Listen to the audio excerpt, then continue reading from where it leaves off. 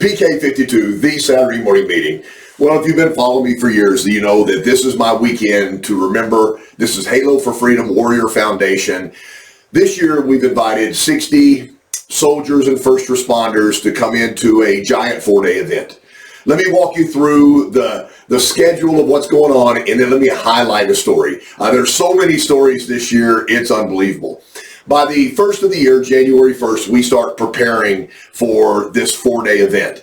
And there's multiple weekends getting together, getting everything prepared. And we do things different than other warrior foundations. And then we come into this first big weekend of March and everything starts.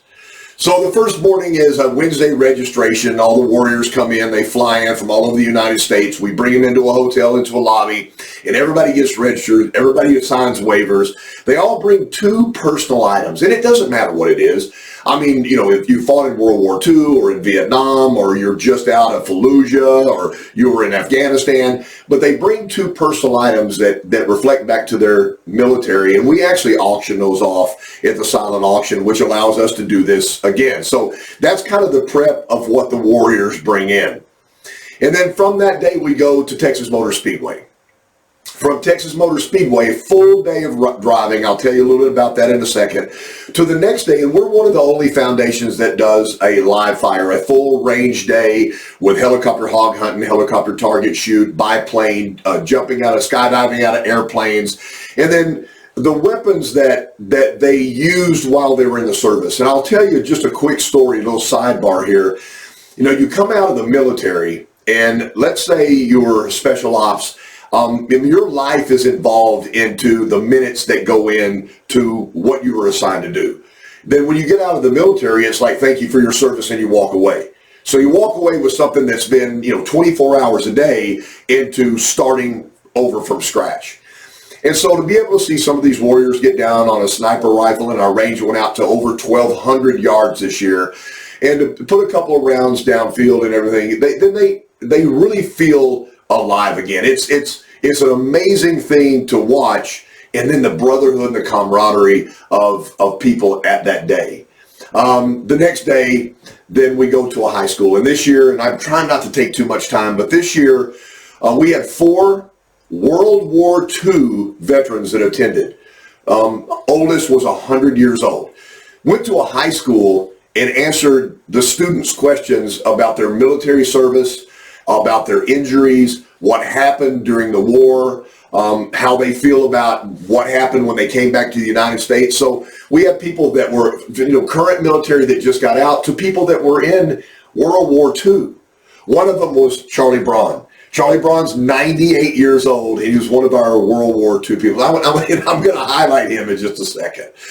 So it's at the end of the day, the high school prepared a lunch for us, and the students came by and got autographs from all the warriors and got stories. And it was really hard for the principal to get them to go back to class. Now, I understand why I wouldn't have gone back to class, but they were really enamored by the stories that they don't learn in the curriculum in high school about what happened and why we had 2 Medal of Honors. And they asked them, how did you earn your Medal of Honor, and what happened? There's crazy stories about about 200 people in an area, a grenade comes in, soldier jumps on the grenade doesn't go off, but that soldier risked his life for the 200 people. I mean, it's just those stories you don't hear. The news doesn't play those stories, and we get to hear those stories, and the warriors will tell you their story, and everyone has a unique story. It's the highlight of my year. I get to do a lot of cool stuff, but it is the highlight of my year. After we go to the high school, then there's a casino night. We go to a brewery, and they shut it down private. We bring in craps tables and blackjack tables, and they sit there and they gamble for fake money. But, everybody meets everybody, and it's just getting tighter and tighter and tighter. This morning, we're going to Catalan's, and they're going to eat a meal, and then we go to a massive gala. Let me talk about Charlie for a second, because I know I'm going too long. But Charlie's 98 years old. Charlie is in a fire suit at Texas Motor Speedway. Charlie is 98 years old. Charlie fought in World War II.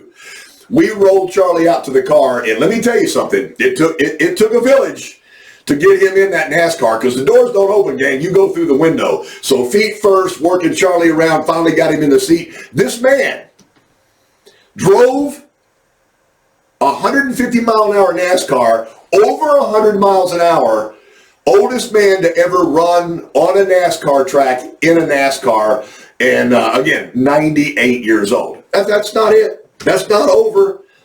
So the next day, he goes to the range.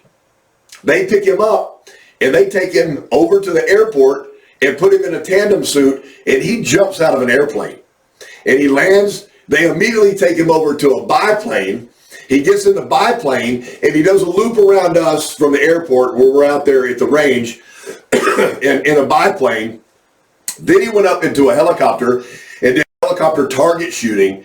So I don't know, but at 98 years old, he's going like, whatever's whatever. And I again, it's totally admire him. But this year, there has been so many just backstories and what these guys are doing now in their life as they got out of the military. I want to tell you one quick story, and then I'm out because I've got a big day. This is the last day of the 4 days.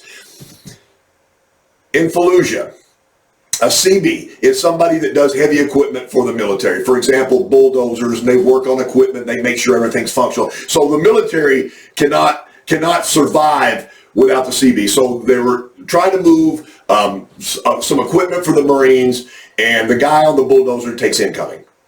And so he raises the blade of the bulldozer so they can't shoot his radiator, and they were shooting from a house, and he bulldozed the house.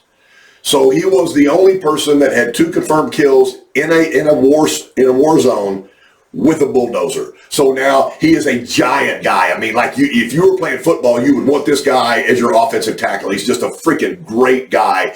And I have codenamed him Dozer. And so I wish I could tell you about, we have 60 this year. Everyone has a story. And it's amazing. The story that really gets me the most is they go in at 18 years old.